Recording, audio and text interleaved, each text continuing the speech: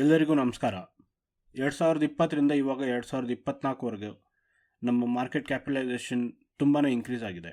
Nifty 50 ಅಥವಾ 200% increase ಆಗಿದೆ. So ಇದಕ್ಕೆಲ್ಲ ಕಾರಣ ನಮ್ಮ ಜನ ಅವರ ಸೇವಿಂಗ್ಸ್ ಮಾಡಿರೋ ಅಮೌಂಟ್ನ FDನ ಇಲ್ಲಾಂದರೆ ಬ್ಯಾಂಕ್ ಅಕೌಂಟಲ್ಲಿ ಇಡ್ದಿರ ಮಾರ್ಕೆಟಿಗೆ ಹಾಕಿದಾಗ ಅದರಿಂದನೂ ಲಾಭ ಪಡೆಯೋಣ ಅಂತ ಯೋಚನೆ ಬಂದು ಅವರು ಮಾಡಿರೋದಕ್ಕೆ. ಬಟ್ ಆದರೆ ಇದನ್ನು ಅಡ್ವಾಂಟೇಜ್ ಆಗಿ ತಗೋಬೇಕು ಅಂತ ಹೇಳಿ ಕೆಲವು ಜನ ಸ್ಕ್ಯಾಮ್ ಮತ್ತು ಫ್ರಾಡ್ ಮಾಡಿರೋದು ಇವಾಗ ಬೆಳಕಿಗೆ ಬರೋಕ್ಕೆ ಶುರುವಾಗಿದೆ. ಇವಾಗ ನೀವು ಟೆಲಿಗ್ರಾಮ್ ಚಾನಲ್ ಕೆಲವೊಂದು ನೋಡಿರ್ಬೋದು. 10,000 ಕೊಡಿ, ಇಲ್ಲ 15,000 ಕೊಡಿ, 2-3 ಅವರಲ್ಲಿ ಇದು ಡಬಲ್ ಆಗುತ್ತೆ, ಇಲ್ಲ ಬೆಳಗ್ಗೆ ನೀವು ನಮಗೆ ಅಮೌಂಟ್ ಕಳಿಸಿ ಈವ್ನಿಂಗ್ ಅಷ್ಟೊತ್ತಿಗೆ ಅದು ಡಬಲ್ ತ್ರಿಬಲ್ ಅಷ್ಟು ನಾವು ನಿಮಗೆ ರಿಟರ್ನ್ ಕಳಿಸ್ತೀವಿ, ನಾವು ಅದನ್ನು ಕ್ರಿಪ್ಟೋ ಮಾರ್ಕೆಟ್ ಟ್ರೇಡಿಂಗಲ್ಲಿ ಟ್ರೇಡ್ ಮಾಡೋದಕ್ಕೆ ಯೂಸ್ ಮಾಡ್ತೀವಿ, ಸೊ ಅದರಿಂದ ಬರೋ ಲಾಭನ ನಿಮಗೆ ಕೊಡ್ತೀವಿ ಅಂತ ಎಲ್ಲ ಹೇಳ್ತಾರೆ. ದಯವಿಟ್ಟು ಅದೆಲ್ಲ ಸ್ಕ್ಯಾಮ್ ಆಗಿರುತ್ತೆ. ಯಾವುದೇ ರೀತಿ ಅದನ್ನು ಎಂಕರೇಜ್ ಮಾಡೋದಕ್ಕೆ ಹೋಗ್ಬೇಡಿ. ಆ ಥರ ಗೊತ್ತಾಗ್ತಿದ್ದಂಗೆ ಆ ಚಾನಲ್ನ ದಯವಿಟ್ಟು ರಿಪೋರ್ಟ್ ಮಾಡಿ. ಸೊ ಅದ್ರ ಬಗ್ಗೆ ಆದಷ್ಟು ಯೋಚನೆ ಮಾಡಿ ಅದಾದಮೇಲೆ ಮುಂದಿನ ಡಿಸಿಷನ್ ತಗೊಳ್ಳಿ.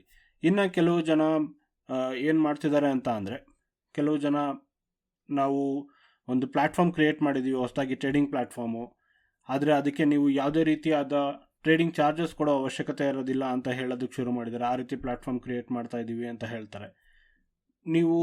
ನಾವು ಆ ಫೀಸ್, ಎಕ್ಸ್ಟ್ರಾ ಟ್ರೇಡಿಂಗ್ ಫೀಸ್ ಕೊಡೋದಿರಲ್ಲ ಅಂತ ಹೇಳ್ಬಿಟ್ಟು ನೀವು ಇದಕ್ಕೆ ಅದರಲ್ಲಿ ಅಕೌಂಟ್ ಮಾಡಿಬಿಟ್ಟು ಆ ವೆಬ್ಸೈಟ್ ಅಥವಾ ಆ ಟ್ರೇಡಿಂಗ್ ಪ್ಲ್ಯಾಟ್ಫಾರ್ಮಲ್ಲಿ ನೀವು ಅಕೌಂಟ್ ಮಾಡಿ ಅದರಲ್ಲಿ ಟ್ರೇಡಿಂಗ್ ಮಾಡೋಣ ಅಂತ ನೀವು ಅಮೌಂಟ್ ಹಾಕಿ ಅದರಲ್ಲಿ ಟ್ರೇಡ್ ಮಾಡೋಕ್ಕೆ ಶುರು ಮಾಡ್ತೀರಾ. ಅದರಲ್ಲಿ ನೀವು ಪ್ರಾಫಿಟ್ ನೋಡ್ತೀರಾ ಅಥವಾ ಲಾಸ್ ನೋಡ್ತೀರಾ. ಆದರೆ ಅದಾದ ನಂತರ ಅದರಿಂದ ನೀವು ವಿಡ್ರಾ ಹಾಕಬೇಕು ಅಂದಾಗ ಅಮೌಂಟು ನಿಮ್ಮ ಬ್ಯಾಂಕ್ ಅಕೌಂಟಿಗೆ ಬರೋದಿಲ್ಲ. ಸೊ ಈ ರೀತಿ ತುಂಬ ಜನ ಫ್ರಾಡ್ ಮತ್ತು ಸ್ಕ್ಯಾಮ್ ಮಾಡೋದಕ್ಕೆ ಶುರು ಮಾಡಿದ್ದಾರೆ. ಹಲವಾರು ಜನ ಹತ್ತತ್ರ 1,000 ಕೋಟಿಯಷ್ಟು ಜನ ಕಳ್ಕೊಂಡಿದ್ದಾರೆ ನಮ್ಮ ಭಾರತದಲ್ಲಿ. ಸೊ ದಯವಿಟ್ಟು ಇದ್ರ ಬಗ್ಗೆ ತುಂಬ ಗಮನ ಇಟ್ಟು, ಯಾವುದಾದ್ರೂ ಪ್ಲ್ಯಾಟ್ಫಾರ್ಮ್ನ ನೀವು ಯೂಸ್ ಮಾಡ್ತಾ ಇದ್ದೀರಾ ಅಂದರೆ ಅದ್ರ ಬಗ್ಗೆ ಆದಷ್ಟು ರಿಸರ್ಚ್ ಮಾಡಿ. ಪ್ಲೇಸ್ಟೋರಲ್ಲಿ ಇದೆಯಾ ಇಲ್ವಾ ಅಂತ ನೋಡಿ. ಜೆರೋಡಾ ಒಂದು 2010ರಿಂದ ಇದೆ ಟ್ರೇಡಿಂಗ್ ಪ್ಲ್ಯಾಟ್ಫಾರ್ಮು. ಅವ್ರದ್ದು ಮ್ಯೂಚುವಲ್ ಫಂಡ್ಸ್ ಕಾಯಿನ್ ಅಂತ ಹೇಳಿಬಿಟ್ಟು ಕೂಡ ಒಂದು ಆ್ಯಪ್ ಇದೆ. ಸೊ ಆ್ಯಂಡ್ ಮೇಲಾಗಿ ಅದು ನಮ್ಮ ಶಿವಮೊಗ್ಗದವರು ಫೌಂಡರ್ ಮತ್ತು CEO ನಿತಿನ್ ಕಾಮತ್ ಅವರು. ಸೊ ದಯವಿಟ್ಟು ಯಾವ್ದಾರ ಟ್ರೇಡಿಂಗ್ ಪ್ಲ್ಯಾಟ್ಫಾರ್ಮ್ ಅಥವಾ ಈ ರೀತಿ ಟೆಲಿಗ್ರಾಮ್ ಚಾನಲ್ಲು ಅಥವಾ ಯಾರಾದರೂ ಹಿಂಗೆ ಸಜೆಸ್ಟ್ ಮಾಡಿದ್ರು ಅಂತ ಅಂದರೆ ದಯವಿಟ್ಟು ಅದ್ರ ಬಗ್ಗೆ ಒಂದು ಸ್ವಲ್ಪ ರಿಸರ್ಚ್ ಮಾಡಿ ಅದಾದಮೇಲೆ ಇನ್ವೆಸ್ಟ್ ಮಾಡೋದಕ್ಕೆ ಶುರು ಮಾಡಿ. ಯಾಕೆ ಅಂತಂದರೆ ಅದು ನಿಮ್ಮ ಹಾರ್ಡ್ ಅರ್ನ್ ಮನಿ, ನೀವು ಸೇವಿಂಗ್ಸ್ ಮಾಡಿರೋದು, ನೀವು ಅದರಿಂದ ಏನೋ ಕನಸಿಟ್ಕೊಂಡು ನೀವು ನೋಡಬೇಕು ಅಂತ ಇರ್ತೀರ. ಸೊ ಅದನ್ನು ಸುಮ್ಮನೆ ಯೋಚನೆ ಮಾಡ್ದಿರ ಹಾಕೋದಕ್ಕೆ ಹೋಗ್ಬಿಡಿ.